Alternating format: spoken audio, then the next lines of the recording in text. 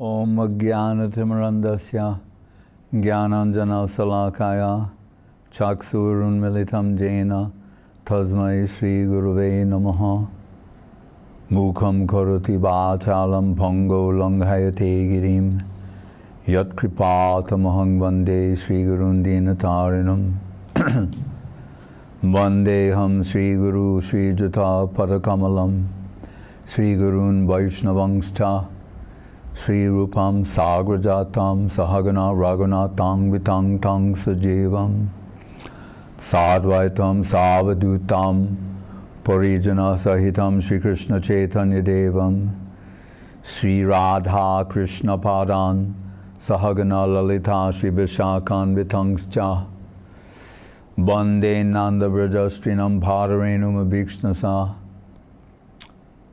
Yasa Harikatod Gitam Punati Bhuvanatrayam Asamaho Charanenu Jasama Hangsang Vrindavane Kimapi Gumalato Sadinam Yadustajam Swajanam Arjapatam Chahitva Bejur Mukunda Parivim Srutibir Vimrigyam Nindantam Pulakot Karena Bikasam Nipa Prasunachayvim Prodrikritva Bhujadvayam Hari Hari Ituchay Vidantam Muhu Nrityantam Drutamasvanir Jarachay Sinchantam Urvitalam Gayantam Nija Parasadai Parasadai Sri Gaura Chandram Nama Ananda Lilamaya Vigrahaya Hemava Divyachtavi Sundaraya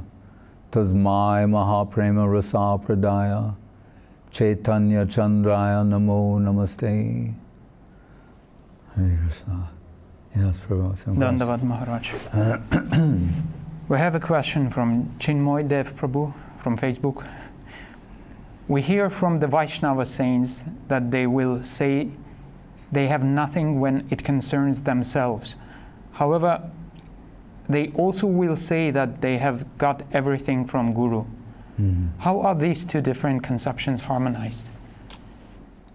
Yes. And what this alludes to is the famous verse of Srila Raghunath Das Goswami, Nama Srestam Manamapi Sachi Putra Trasvarupam Rupam Tasyagraja Madhupurim Matrim Gostavatim Radha Kundam Giribaramaho Radhika Marabasam Prapto Jasya Pratita Kripaya Sri Gurun Tanmatosmi. So, when the Vaishnava, they're considering themselves as, yogyatya vichari kichina, no good qualities, that they have nothing of merit on their own, from that position, that relative position. So either they're lying, or faking it, or speaking for the benefit of the fallen souls. There are many different things to consider, but actually they're giving vent to their hearts, how they actually feel. I asked this very question to Srila Guru Maharaj once with regard to Srila Krishnadas Kaviraj Goswami and Chaitanya Charitamritam, wherein he says, Jagai madhai hoite muise papista, purise rakita hoite muise lagista. I'm more sinful than Jagai and Madhai, and I'm lower than the worm in the stool. We shudder to hear these things and to think of the exalted Srila Krishnadas Kaviraj Goswami, the author, the medium, for in Guru Maharaj's words, the great Sri Chaitanya Charitamritam, the greatest literature to have ever been in consideration of all time, all space, and all creations. Right? He's saying, I'm more sinful than Jagai and Madhai, I'm lower than the worm in the stool. So I said to Srila Guru Maharaj, at the time, taking it that, the only perspective up to this point was that they're saying these things for the benefit of, they don't, in other words, as if to imply they don't really mean it. They're saying it for you and me and that, Right? But, so, two things. So when I said this to Guru Maharaj, one is, he said, this is not posturing or posing, but this is the depth of negativity of Kaviraj Goswami being expressed. Oh, I had said, it's one thing if Krishna's Kaviraj Goswami says this, and we know otherwise, how great he is. I said, what if you actually are more sinful than Jagai and Madhai? In other words, again, taking it that this is some sort of a poetic expression or such.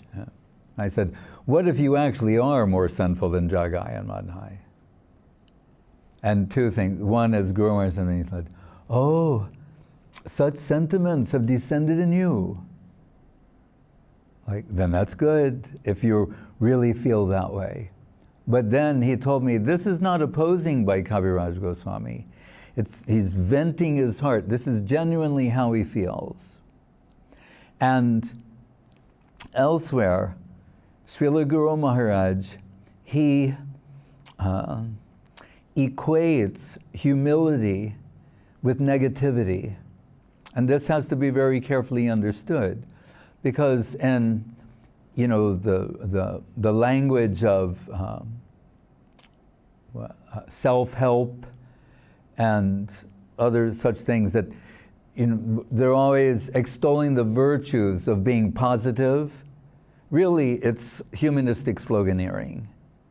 But so they're always extolling the virtues of positive thinking, even a book, with that title, and so many things along those lines, and telling people at all costs to avoid negativity, to not beat yourself up, etc., and just believe in yourself, and that you have unlimited potential, and through creative visualization, visualize that future you want, that future self you want to be, and gradually you'll realize that.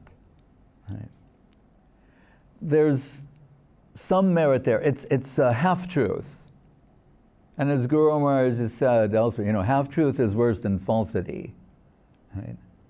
So this whole idea that just being positive and at all costs avoiding negativity, right? Because negativity always will mean bad. But we see, for example, in the case of electricity, right? There's positive and negative current being used to provide illumination. Right? So just negativity in and of itself is not a bad thing. We may say it's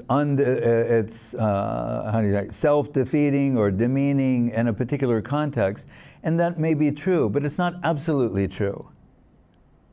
And humility, Guru Maharaj is equating humility with negativity. It's not to suggest humility as something undesirable or weak, that it has no power. In fact, it may be equally as powerful as the positive. Right? And again, a little bit of science. I remember as a child vividly that the first time I was shown a magnet, it made such an impression. It was like mystical. And then I was shown two magnets, and again, mystified. Then I was shown if you put the positive pole of a magnet, and the negative and, the two positives together, and how it would be repulsive, it would repel. So more mystery, right? So what we take away from that is that the positive is attracted to negative. So negativity also has its power and its value. But to understand this requires a new way of thinking, a new perspective. The first prayer I say generally before speaking, Om Jnana Timirandasya Jnananjana Salakaya Chaksurun Militam Jaina Tasmai Sri Guruve Namaha, where the disciple is expressing gratitude for gaining a new perspective, as it were, from Sri Guru. In other words, not to be constrained by, limited to, riveted to the stereotype. Right? To be freed from that, to see things with new eyes. Chaksura Militam Jaina, one place Saraswati Thakur says, Sri Guru surgically removes the cataractus eye of ignorance. And if we factor in that in the present day, cataract surgery is performed with lasers, it's even a more perfect example. Through the surgical application, precision application of light, right? Illuminate that the cataract can be removed and non-prejudiced, non-cataracted vision restored. So then we can explore the positive aspects of negativity, just to use the word, or the benefits, the power of negativity.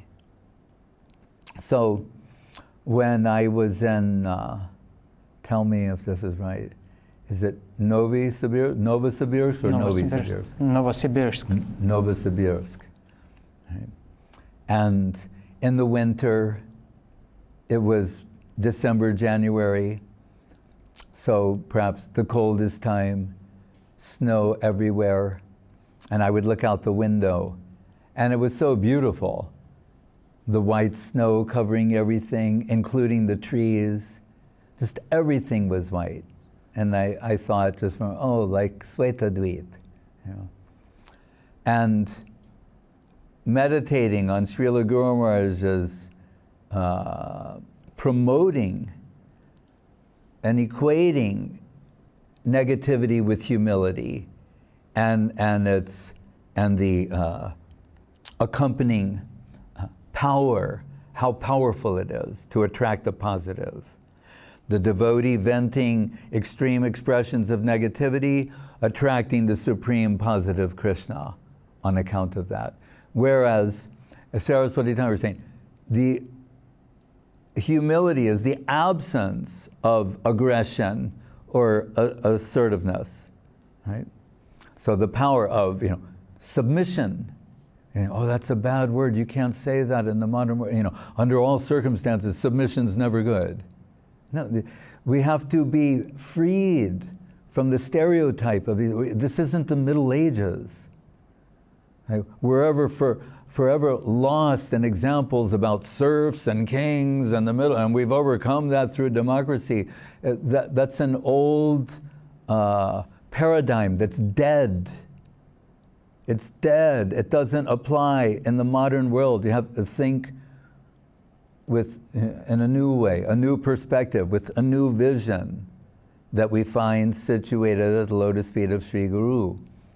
So thinking of Srila Guru Maharaj, talking about the power of negativity,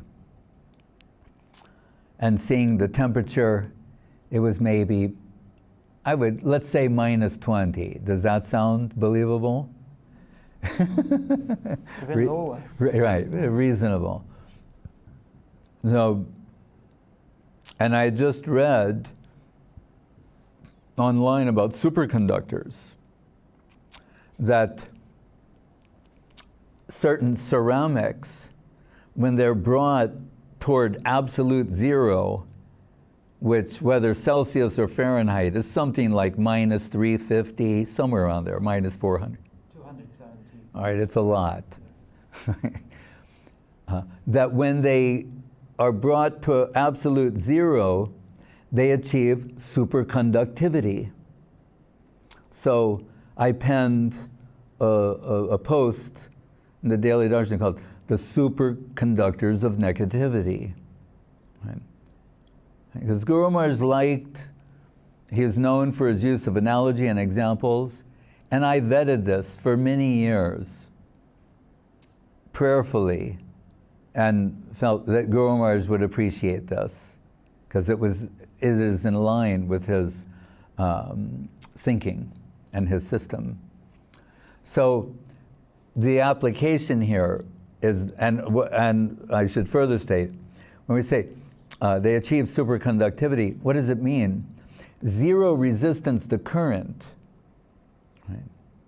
So normally, and again, I'm not an electrician or a physicist, but of what I know, and Jyoti is not here to confirm, but wires, like copper wires in electricity, Pavan can, nod, that they're covered in rubber or plastic because on account of resistance to the current, they shed heat. So you have to be careful how much current you put through the wire, correct? And the fuse and the amperage and all those things. So otherwise they'll overheat. Right? So, and what we're told about it is its resistance. Right? And the resistance shed the heat, etc. But here, in the case where there's zero resistance, if you can reach a state of zero resistance, then you can become a superconductor in terms of power and transmission. So it occurred to me, the statement of Kaviraj Goswami, Jagai Madhai Hoite, etc. This is a depth of negativity that we can say is approaching absolute zero. In other words, on account of the absence of assertion and aggression, that ego, right? And what he's expressing, he has achieved a depth of negativity that is equal to absolute zero, so he has zero resistance to divine current. Like Dio na prachodayat, prachodita. Guru Maharaj once called, the suggestion of Srimati Radharani. Such a perfect and beautiful word to use. So he becomes a superconductor of divine current, right? How? In expressing this, being the medium of expression for Sri Chaitanya Charitamritam. We were saying earlier today, in his, character arc, if you will. He's in Jamatpur, and there in West Bengal, and his relative doing Seva Puja to the deity, the great devotee of Nityananda Prabhu, Minaketan Ram, appears. They're delightful, divine eccentrics. He plays the flute, he slaps people, maybe climbs on they give dandavats, he climbs on their shoulders. And Gunarnava Misra, that doing the Seva Puja, the relative of Kaviraj Goswami, he thinks, I'm worshiping the deity, he neglects him. He doesn't take permission from the deity to receive the Vaishnava. Right? The critical, the tipping point, if you will, in Gaudiya Vaishnavism is when you realize the importance of the Vaishnava or the devotee and Sri Guru. Tasyaite, Yasya Deve, Para Bhakti Yata Deve Tata Guru, Tasyaite Katita Hyarta, Prakashante Mahatmana. How? To what? How should you see Guru? We say, as good as God. When you cannot just say that, but mean it, feel it, believe it, embrace it, then everything will be revealed to you. But if you hesitate, for whatever reason, to embrace this principle, this understanding, then you'll be, forever in the shallows of lesser realization. Right? So he, showing the signs of, at best, kanishta adhikar, sees the Lord in the deity, not in the devotee. So he neglected the devotee, and Mina Ketanaram, again, not arrogant ego assertion, but he's so wholly given over to Nityananda Prabhu. He knows that if he's disregarded, not respected, it's indirectly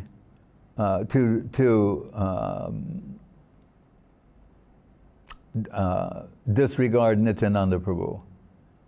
So he's very offended, not personally, but knowing that how he is viewed, that it's an aparat at the lotus feet of Nityananda Prabhu. And what help could there be for such a person, for the Kripa avatar? So Kaviraj Goswami chastises him and says, invokes the logical fallacy, Ardha Kukiya Nyai, that, remember, Nyai is a system of logic and argumentation. So one of the fallacies is called half a hen, that you like the part of the hen that lays the egg, but not the part that requires food and nourishment.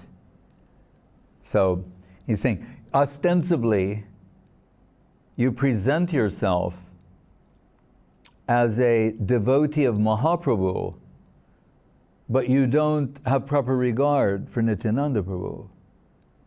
That's not possible.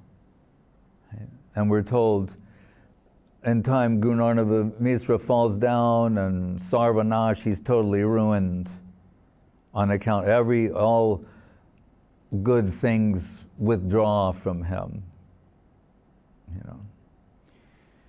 But that evening in a dream, Nityananda Prabhu appears to Krishna's Kaviraj Goswami. Because Kaviraj Goswami is giving his backstory to the readers of Chaitanya Charitamrita. How did this come about? That he became the medium for the expression of the supreme literature. So that Nityananda Prabhu appears to him, and he is, intoxicated, deeply intoxicated with Krishna prem, and swaying, staggering, Krishna, Krishna, taking the holy name of Krishna. His lotus feet are surrounded by honeybees who want to taste some of the honey from his lotus feet. And he says, Preme Mata Nityananda Kripa Avatar, Uttamadam Nakori Kicha Vichar, Kicha Nakori Vichar. Saying, Nityananda Prabhu, Preme Mata Nityananda, intoxicated with Krishna Prem. What is he? The Kripa avatar, the mercy avatar. We hear of so many avatars, and we can extrapolate that they are merciful. Their merciful descent into this plane. But Nityananda Prabhu is called the Kripa avatar. Right? The others, an aspect of their descent is their merciful dispensation.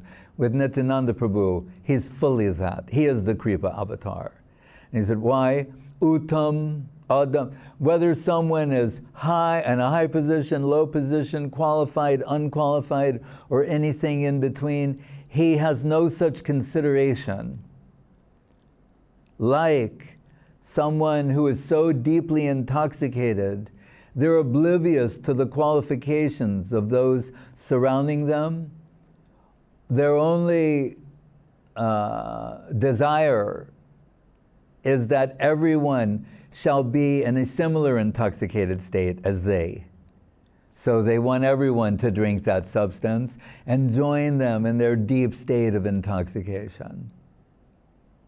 And we remind the listeners his intoxication is Krishna Prem. Right? And then he says, oh, Krishna Das, now you go to Vrindavan. I'm giving you entrance into Vrindavan.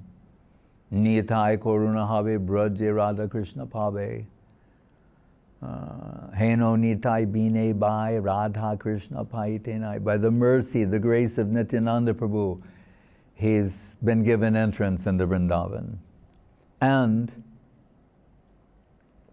it is there in Vrindavan that after the disappearance of Sri Chaitanya Mahaprabhu and Swarup Damodar, as you recall, in Charitamritam, we know that Das Goswami Raghunath was put under the care of Swarup Damodar. Sri Chaitanya Charitamritam is the full expression of the sutra-like notes of Swarup Damodar and the more fluffed out, expanded notes of Raghunath Das Goswami. Right? So Swarup Damodar, Mahaprabhu's right hand, Mahaprabhu Ditiya Kalevar, Mahaprabhu the second, his Bhav Murti, his secretary. Raghunath Das Goswami is his assistant. So they're privy to everything about the ecstatic emotional interior of Sri Chaitanya Mahaprabhu. What is behind closed doors in the Gangbir, when he leaves the room at night to Chatak Parvat, the Singadwar, the ocean, all of these things are known fully to Swarup Damodar and his assistant, Raghunath Das Goswami. But after the disappearance of Mahaprabhu and Swarup Damodar, Ashavare Amritasindu Mayi Katanchit Kalo Mayati Gilitam Sampratam Hi Tvam Chet Kripam Mayi Vidasa Shinaiva Kimme Prane Vrajena Chabororu Bakarinapi. Raghunath, as the Prayojan Tattva Acharya, which shows that our ultimate consideration and aspiration of plain service is the holy lotus feet of Srimati Radharani, Radha Dasyam. And so with their departure of Mahaprabhu, Radha Baba Duti Subolita, he's saying, if I can't get your service, the service of Radharani, my life is no longer meaningful. It's actually the aspiration for the service of your holy lotus feet that gives my life meaning and why I go on. Without that, I have no longer any reason to continue living. I'll have a view of Radha Kunda Govardhan and throw myself from the Govardhan and finish this life. Upon arriving there, he finds Rup and Sanatan and thinks, oh, are not Mahaprabhu and Swarup Damodar present in Rup and Sanatan? So he has a reason to go on. He's crawling on his hands and knees in Radha Kund and Govardhan. Muke Radha Radha Bole Beshe Naya Nera Jale Radhe Radhe. It's Das Goswami who can say those things, who can chant the holy name of Srimati Radharani. With crawling on his hands and knees with tears soaking his clothes. Not casual expression, never. And there, Kaviraj Goswami becomes the servitor of Raghunath Das Goswami, and the full wealth of Swarup Damodar and Raghunath Das Goswami, the internal reason for the appearance of Sri Chaitanya Mahaprabhu, is transferred heart to heart from Das Goswami to Krishnadas Kaviraj Goswami. And that Krishnadas Kaviraj Goswami, we see, he's so humble. The depth of his negativity is absolute zero. So he's the perfect medium. Still, he seeks the approval of Prabodhananda Saraswati Thakur, Lokanath Goswami, saying, yeah, Prabhu, by all means, just don't mention my name. His humility.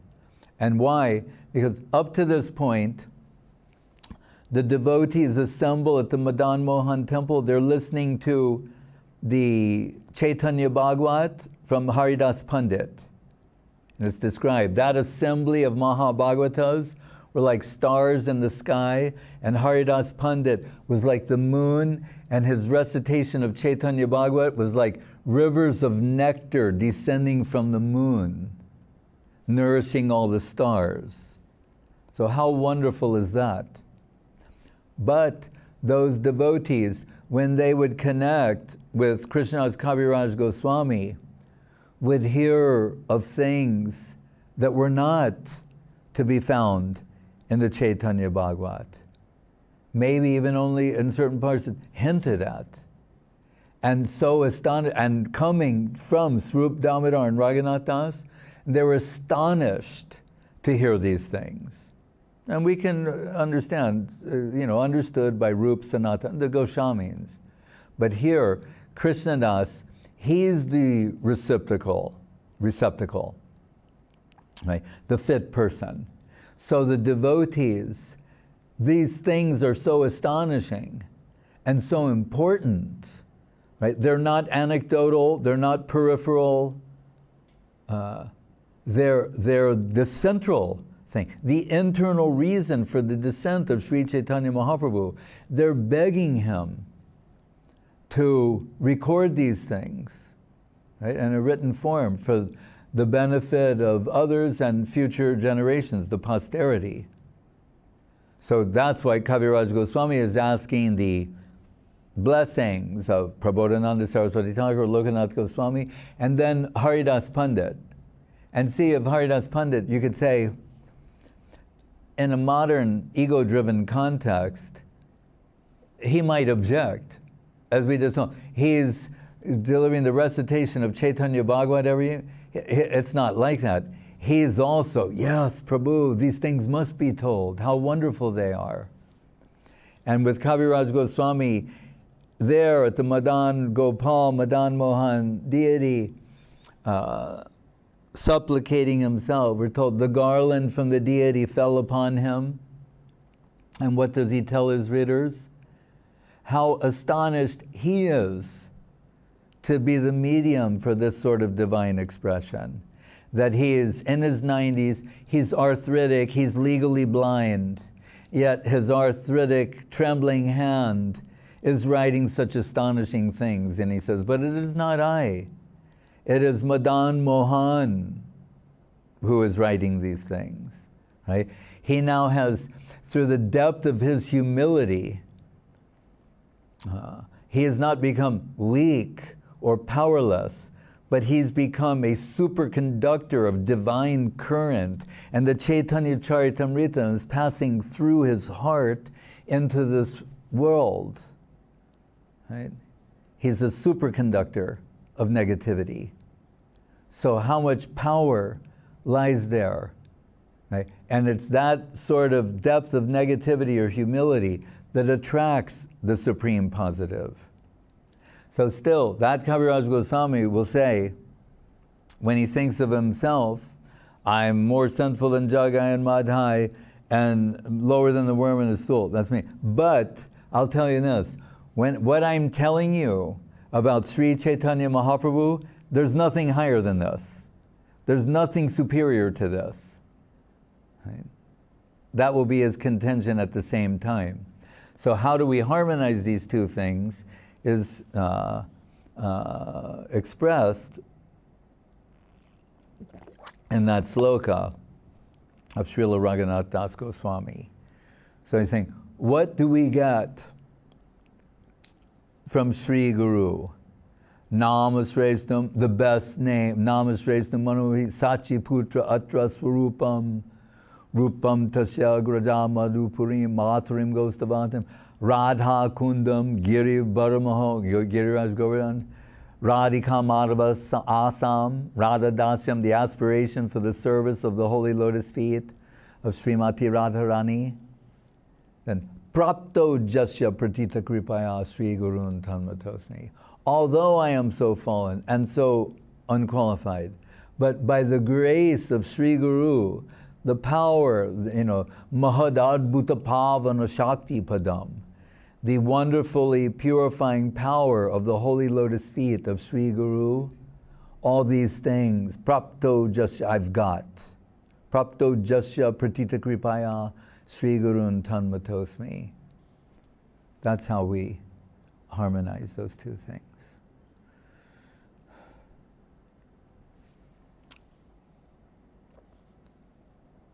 Does that answer the question? Anything else? Yes, Maharaj, we have another question from Krishnapada Prabhu. Mm-hmm. We had a question from him last time. So this time he's asking how to have a healthy, proper attitude or approach towards reading Shastra. Srila Guru Maharaj says that he heard from Professor Senyal once that if I go to read Bhagavatam in my heart, understanding that it's on the order of the Vaishnava, then it may be devotion. If I go, and by Bhagavatam I mean scripture, Shastra, and if I do that on my own account, it may be karma or even be karma. Right? So what is the critical point is under the order, guidance, shelter of Vaishnava. What was the famous statement? Bhagavata Parodiya, Bhagavata Stane. You have to hear the Bhagavatam from the person Bhagavatam. So Bahu Grantha, Rupa Goswami, saying not to just read anything and everything because it's available or it's there, right? If Rupa Goswami is advising against us, he's saying, this will destroy your devotion, it will damage your faith. Right? For whatever reason, you decide to read anything and everything that's available, to try and quench the thirst of knowing, Gyan, Jnana Karma Dhanavritam, Uttama Bhakti, real devotion is not contaminated or covered by layers of karma gyan, ulterior motives. Right? So, tadvidi pranipatena pariprajnena sevaya. The inquiry is based on service necessity. Otherwise, just to try and quench the thirst of knowing more and more and more, that sort of thing will never be quenched because it's mundane in the guise of being some sort of spiritual service, because ostensibly it appears to be so, but not. Right? Sarvapati vinirmuktam tat puratena niralam. Same thing, upadi, substitute. It's not genuine devotion. So our Srila Gurudev, he had not even read the entire Bhagavatam, and neither did he recommend people just try to, without guidance, read that. They'll be confused. I remember I met a lady in what is the place? Zaporozhye. And she got initiated, and she was asking what she should do for her morning sadhana. And I said, well, what are you doing at present? And with her child, she said, oh, we're chanting the Narayana Kavacha. And we were like, why are you doing that? Oh, it says in the 6th canto how wonderful it is, and one who chants this. Someone was doing that in the lifetime of Srila Prabhupada. And when he discovered they were doing it, he said, why are you doing this? He said, oh, well, in your book, in the Bhagavatam, you said how glorious it is and how wonderful, and one who will do this. And I said, I didn't ask you to do that. We're doing that part of the Bhagavatam, I'm saying that. but I didn't give you a directive. This is what you should be doing every day. Right? So we know, in our system, we're mainly studying the Chaitanya Charitamritam. And through the lens of that, viewing Bhagavatam, Gita, everything else. But our study is limited, it's really unlimited, but focused upon these works. The Charitamritam, the Bhagavatam, Gita, Bhakti Rasamrita, Sindhu Upadeshamritam, like that. And included the books of Srila Guru Maharaj, Srila Govinda Maharaj, Srila Prabhupada. There's more, it's unlimited, it's infinite. Right? But our method of approach is not to master what is before us, but to serve what is before us. The Western approach is that knowledge should serve you. You get an education that, serve your interests. Right? So knowledge is the servant. The Eastern approach is you become the servant of that knowledge, of what is gifted to you. And what is your service is extending it to others. And if it is not given to you by Guru, then we have no interest in that.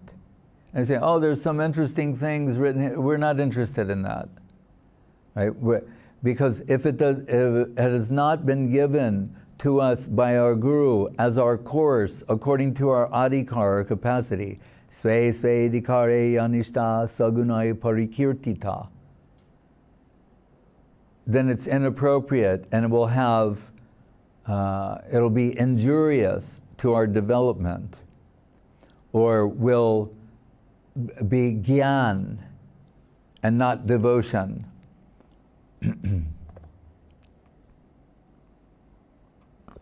It's according to the heart's inner necessity. Never thinking that we're trying to master the subject matter, or be the master of Siddhanta, or intricate explanations, or ontological trivia, but the servant of what is given there. That is why in the Gaudiya Mat and Chaitanya Saraswat Mat, before they're offering flowers to the Bhagavatam, and then the reader offering themselves as an instrument, a medium for expression, should it be the desire of the scripture to do so. Right? That is the proper approach. Not to try and squeeze something from there, extract something from there, right? But to serve what is there.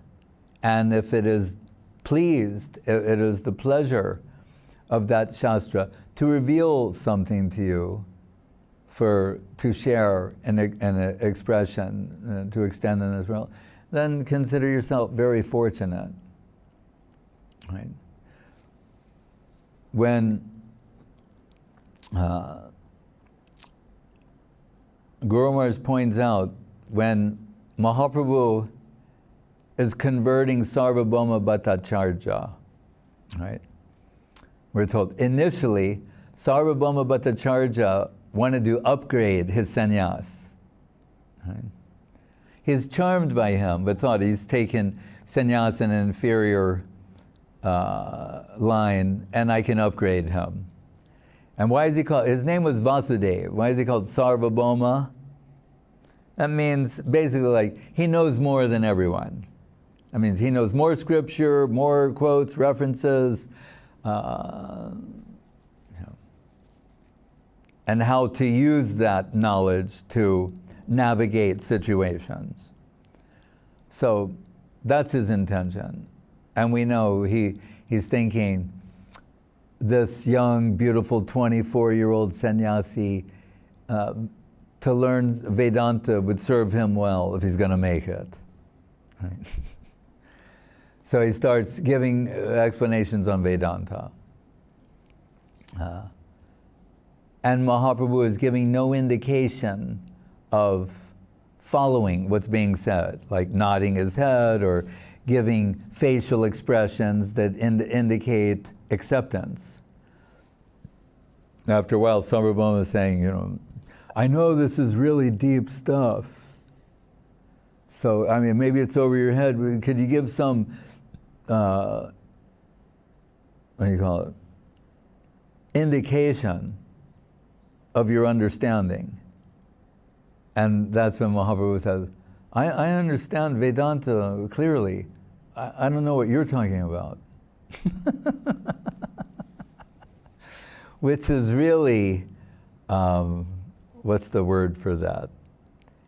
It's like impudence or, being precocious. He's 24 in the presence of the court pundit of the king of Orissa and saying, I understand Vedanta, I don't have a problem understanding Vedanta, I understand it clearly. I just don't understand what you're saying.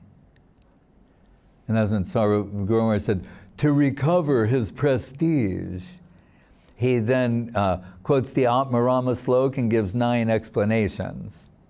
So when he finishes with the ninth level of explanation, he's saying like, what do you think about that? Thinking that he's impressed this young sannyasi. And then what are we told? Mahaprabhu gives 18 explanations, not touching upon the 9 he'd given. Right? And gradually, Sarvabhauma is realizing who is before him. And this is his divine play. We're told he's Brihaspati, the guru of the demigods, and he's being given entrance into Gaur Leela. And what does Mahaprabhu reveal to him?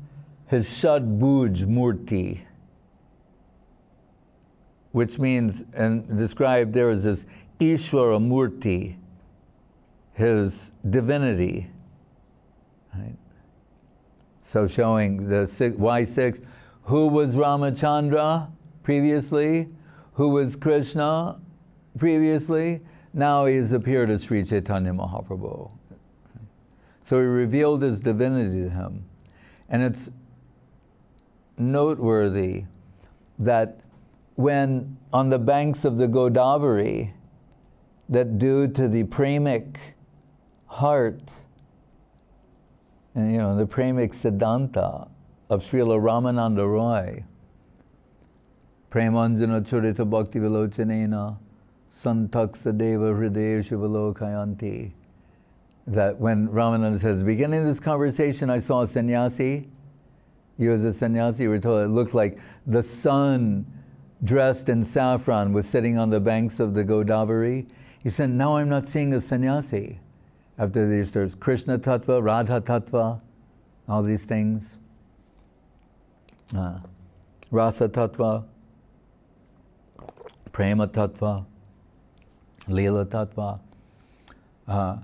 He's saying, I'm seeing Shama Sundar Krishna, Shama Gopa Roop. And Mahaprabhu says, oh, we've heard of the Mahabhagavata, Bhagavatotama, the Uttama Bhagavat. Wherever he casts his glance, he sees Krishna everywhere and everything. That's why they have to come down to the Madhyam position to enact the functions of Acharya. Otherwise, they're seeing everything is perfect, Krishna everywhere and everything. So when you see me, you're also seeing Krishna. And Ramananda said, no, my Lord, don't tease me like that. I'm not finished. I am not only seeing Shyamasundar Krishna, but I see this golden girl, and her golden form is enveloping Krishna. And Mahaprabhu says, I cannot conceal myself from your loving eye. Yes, what you behold is Rasaraj, Krishna, Mahabhav Swarupini, Radha Thakurani, Dui Ekarup,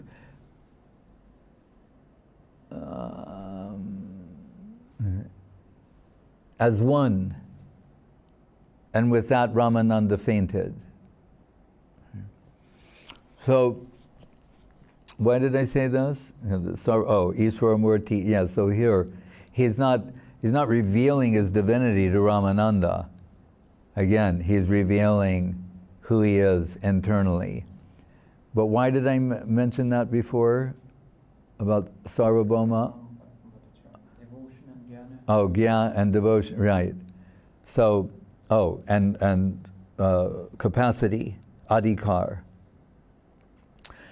So later, when Sanatana Goswami is hearing from Mahaprabhu, at his behest, Mahaprabhu, Sanatana wants to hear that discussion of the Atmarama slok that he had with Sanatana Goswami, with Sarvabhauma Bhattacharya. And what does Mahaprabhu say, Ami Ekbo Tool, I'm, madman number one, he's madman number two. And two madmen were having a mad discussion. And you expect me to recap that. So, I don't recall. It was madness. Beautiful, but mad. Mad, but beautiful. But I can say something. And then, one by one, he gets up to 60 explanations. Not touching upon the 27 given previously. At which point, Sanatana Goswami is thinking, this is beyond human intellect. This is divine. And he starts praising Mahaprabhu.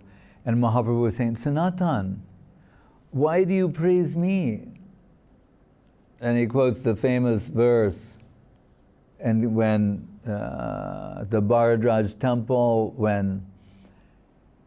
whether or not the commentary of Sridhar Swami should be accepted as valid, and they submitted it to Shiva for approval. And came from the temple the sloka, Ahang Vedmi Sukhaveti Vyasuveti Naveti Va, where Mahadev is saying, I know the meaning of the Bhagavatam. Sukadev knows the meaning of the Bhagavatam. And Vyas, he may know or may not know. Then we have to think, that's astonishing. How can you say, Veda Vyas, he's the medium through which the Bhagavatam appeared. And you're saying, he may or may not know? Right. So, Mahaprabhu is telling Sanatana Goswami, Sanatana, so many things are passing through me to you. I don't understand all of it. It's making me half mad. But the thing that I am certain of, is that Krishna wants to grace you through me. That I know for sure. What's passing through me, I may know or may not know. Right? But I know that Krishna wants to grace you. And then he says, and on account of your heart's necessity, I feel another meaning awakening within me. And he gave the 61st explanation of the Atmarama slok. It has to be like that for it to be real, genuine, and substantial.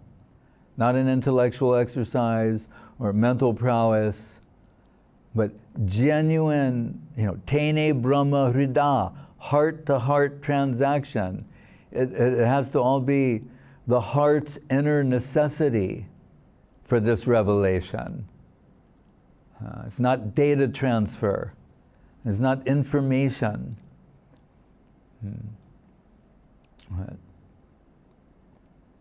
Krishna is not heartless. Right? From the heart of Krishna. Sarvo hridayam mahyam. Sadhus are in my heart. I'm in their hearts. And who's in my heart? They are. They're always thinking of me. I'm always thinking of them.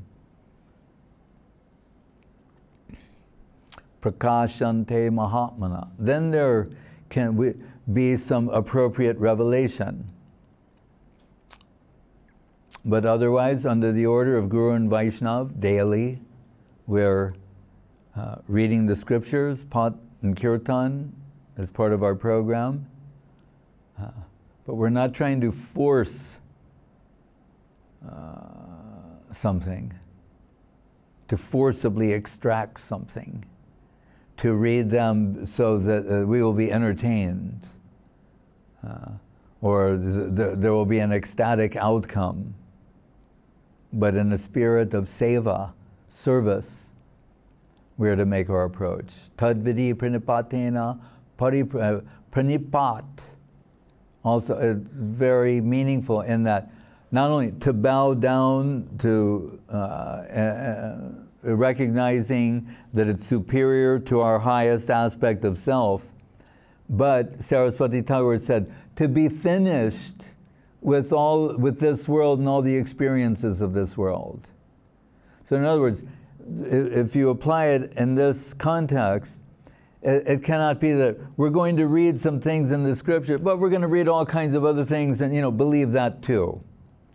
So we have one compartment for the things we believe that are in the scriptures and Krishna consciousness, and we have another or many other compartments of belief in other things. Then our approach will not be a perfect one. You have to stop believing in these other things. Stop giving them our faith. Faith is Jiva's wealth. Right? Being robbed of her wealth by false shelters. Right? Durashaya. What did it say?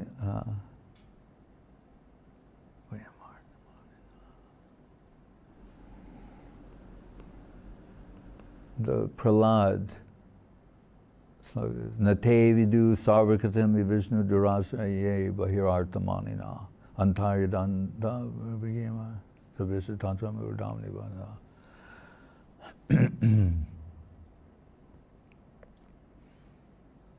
So we want to offer ourselves in service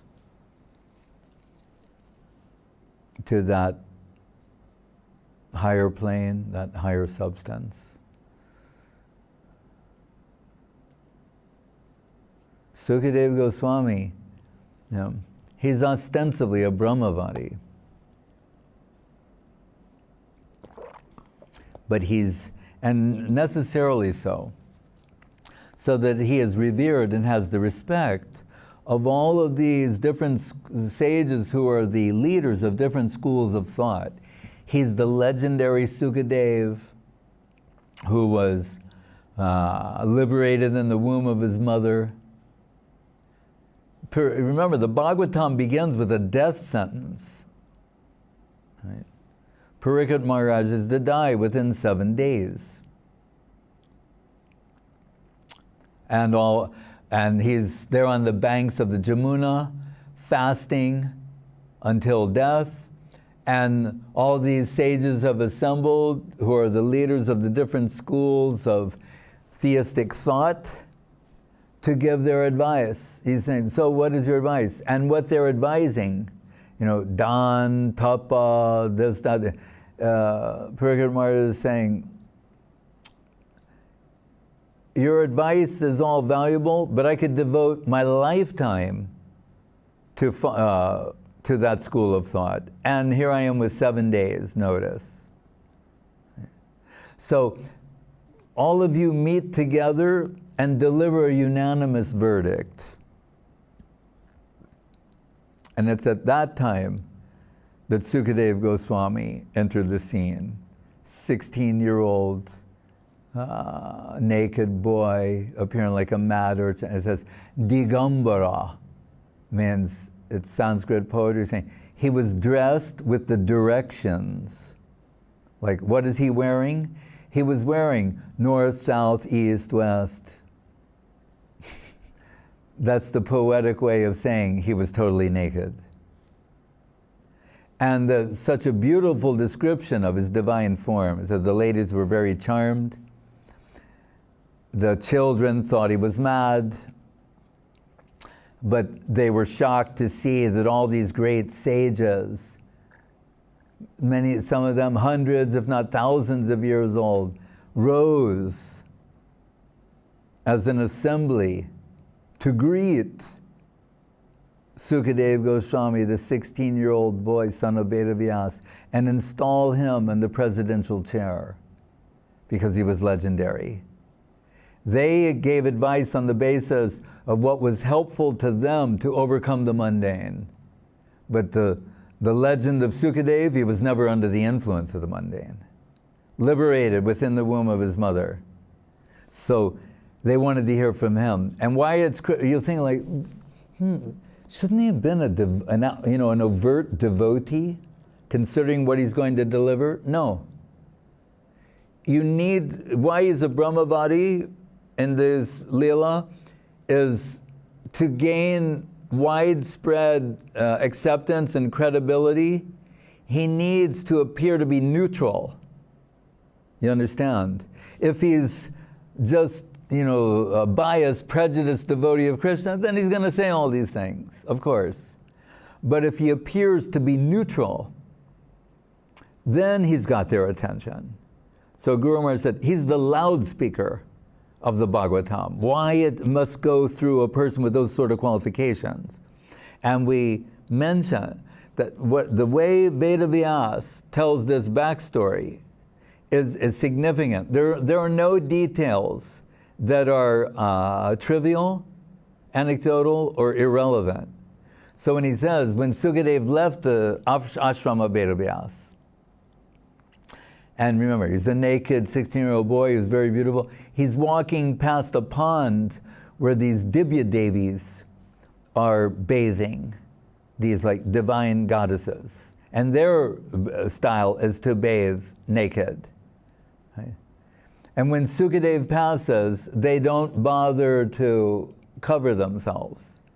But when Vedavyas comes running after Sukadeva, but we're told when he cried out, "Oh my son," it said, only the trees echoed in response. It's very moving section of the Bhagavatam with the first hints of Biraha.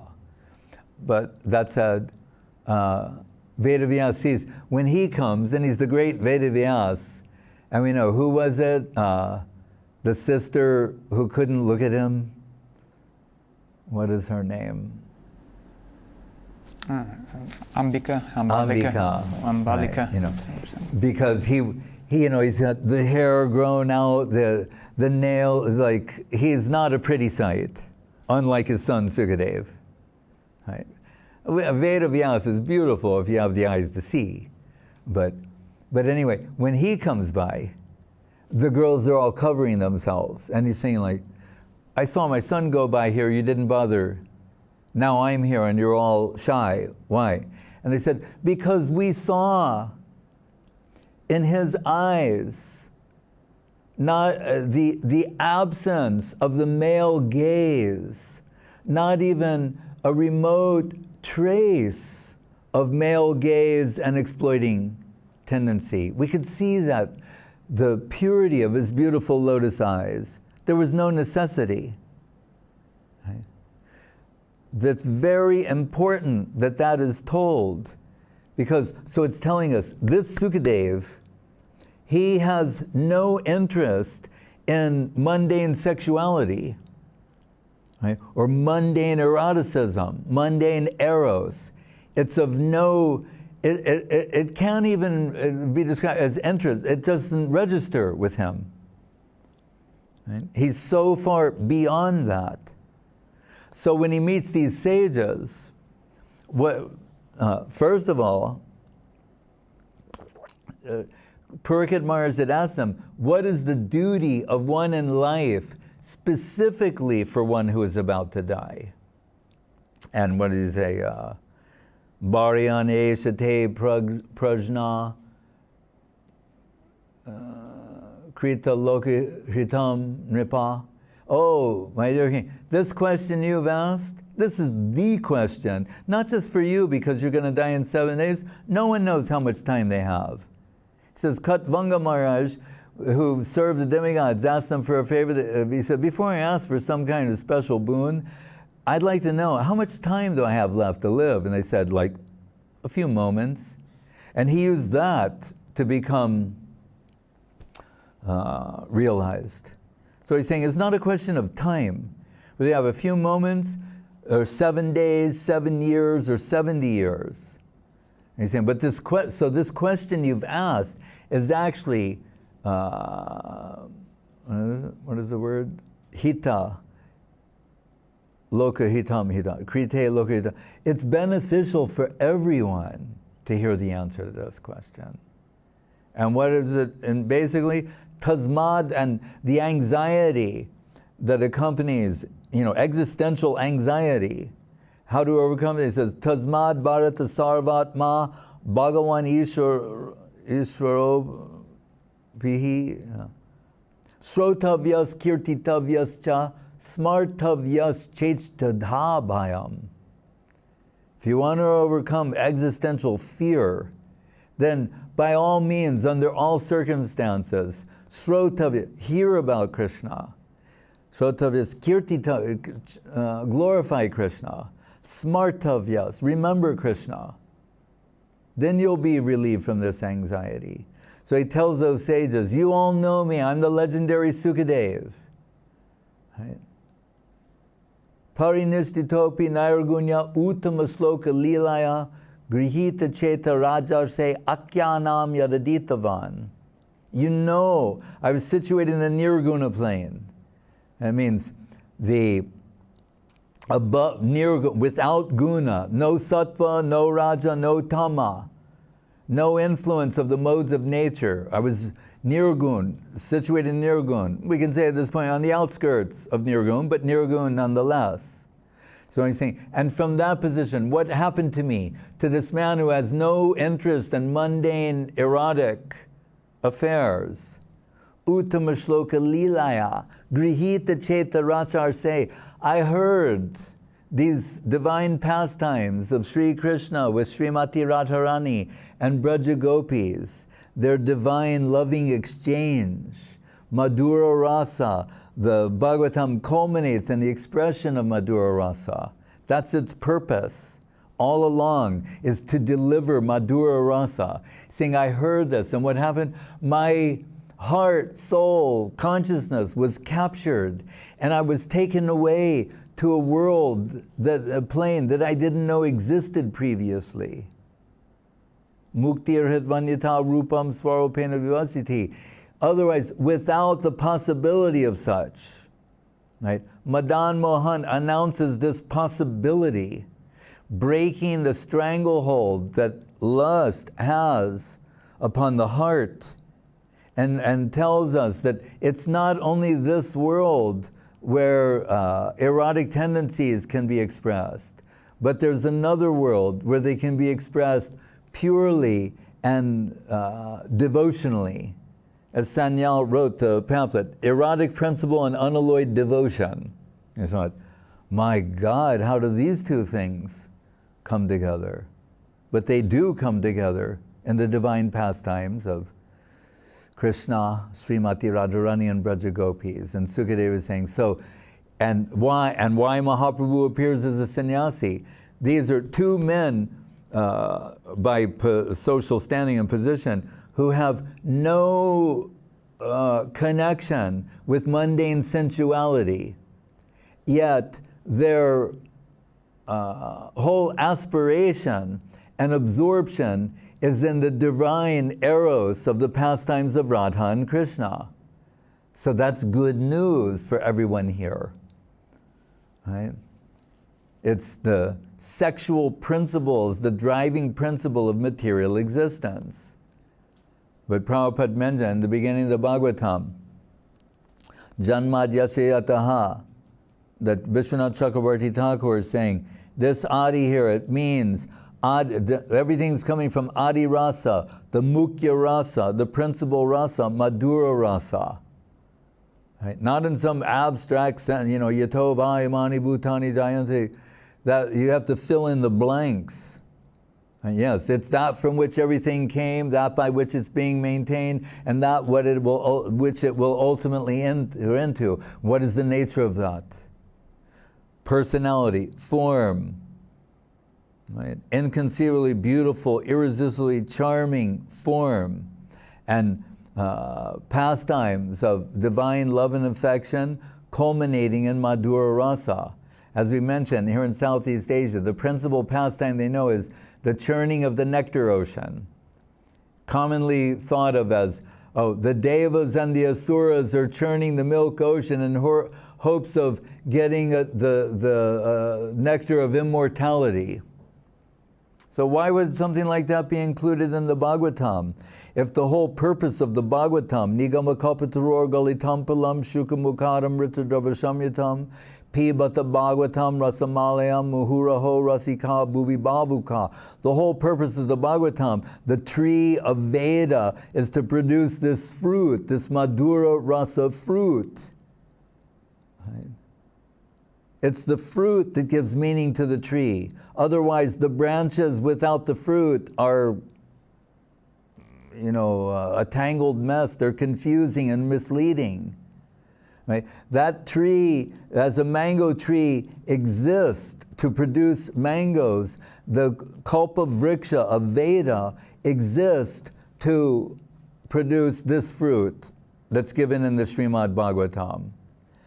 The tree, the flower of that tree is Vedanta, which gives way to the fruit, which is the fully ripened fruit, the tree of Vedic literature, Srimad Bhagavatam, that culminates in the Madhura Rasa pastimes of Krishna, Radharani, and Braja Gopis. So when I ask Gurus, then why is this mentioned at the end of the Bhagavatam? The Mohini Murti pastime. The Kurma avatar. Prishte Brahmya Mandanagiri Grabhagya Kanduyanan Brahmya. About putting the Mandara mountain on the itch on his tortoiseshell back, giving him relief. He's breathing the Vedas. Lakshmi, goddess of fortune, coming out of the ocean. The moon, and the crown jewel of the Chandravamsa is Krishna, and his Madhura Rasa pastimes with Srimati Radharani. So Guru Maharaj said, what was the object of their churning was to achieve nectar, but not in the generic sense, Amrita, which will make us deathless and live forever. For what? Right? So he's saying, what was the object of their churning? To achieve nectar. And what kind of nectar? The ultimate nectarine substance, which is what? Madhura Rasa. That's why it's in the Bhagavatam, and that's why it's again referenced in the closing chapter of the Bhagavatam. That said, as I conclude, I would be remiss if I did not mention if someone said, well, what's the very last verse of the Bhagavatam? After all is said and done. And which was very favorite to Krishnadas Babaji Maharaj. And he'd always go, Nama Sankirtanam Yasya Sarva Papa Pranasanam Pranamo Dukha Samanas Tannamami Harim Param. Nam Sankirtan. When all is said and done, the Nam Sankirtan, the concluding words of the Bhagavatam, and the central feature of the distribution pastimes of Sri Krishna Chaitanya Mahaprabhu, who in the house of Srivas Thakur and Srivas Angam began singing Hari Haraya Nama Krishna, Hare Krishna. Jai Om Vishnupad Paramahansa Parivrajaka Satara Sadashri Srimad Srila Bhakti Sundar Govinda Dev Goswami Maharaj Ki Jai. Jai Om Vishnupad Srila Bhakti Rakak Sridhar Dev Goswami Maharaj Ki Jai. Bhagavan Srila Bhakti Siddhanta Saraswati Thakur Ki Jai. Jai Saparikar Sri Sri Guru Gauranga Gandharva Govinda Sundar Ju Ki Jai. Shri Giriraj Govardhan Ki Jai. Shri Rupanuga Guru Varga Ki Jai. Sri Rup Sanatan Bhattu Raghunath, Sri Deva Gopal Bhatta Das Raghunath, Sad Goswami Prabhu Ki Jai, Srila Krishnadas Kaviraj Goswami Prabhu Ki Jai, Namacharya Srila Haridas Thakur Ki Jai, Sri Krishna Chaitanya Prabhu Nityananda Sri Advaita Gadadhar Shivasari Gaur Bhaktivinoda Ki Jai, Sri Sri Radha Krishna Gop Govinath Shyama Kunda Radha Kunda Giri Govardhan Ki Jai, Vrindavan Dham Ki Jai, Navadip Dham Ki Jai, Sri Chaitanya Saraswat Mat Ki Jai, Sri Gupta Govardhan Ki Jai, Ganga Devi, Jamuna Devi, Bhakti Devi, Tulsi Devi Ki Jai, Om Vishnupad Vishvavarenya, Sri Lasi Bhaktivedanta Swami Prabhupada Ki Jai, Sri Chaitanya Saraswat Mat Acharya Brinda Ki Jai, Jai Srila Bhakti Vinod Avadut Maharaj Ki Jai, Jai Srila Bhakti Ranjan Madhusudan Maharaj Ki Jai, Seva Brinda Ki Jai, Somaveda Bhakti Brinda Ki Jai, Nitai Go Premanande. Sudhir Goswami Maharaj Ki Jai. Bhagavad Acharya Ki Jai. And Dandavas Maharaj from Dhananjaya Prabhu, Madhavilata Didi. Which Dhananjaya? Not mentioned. Ananda Lila Didi, Lavangalata Didi, Dhananjaya from Rome. So right, both are here. The Yes. first ones from Russia, Siberia. Novosibirsk originally. Chandra. Maybe not, but Malini and her mother Leela Shakti. So Dhananjaya Prabhu in Italy, and our special Dhanavats to all the Italian Bhakti Vrinda.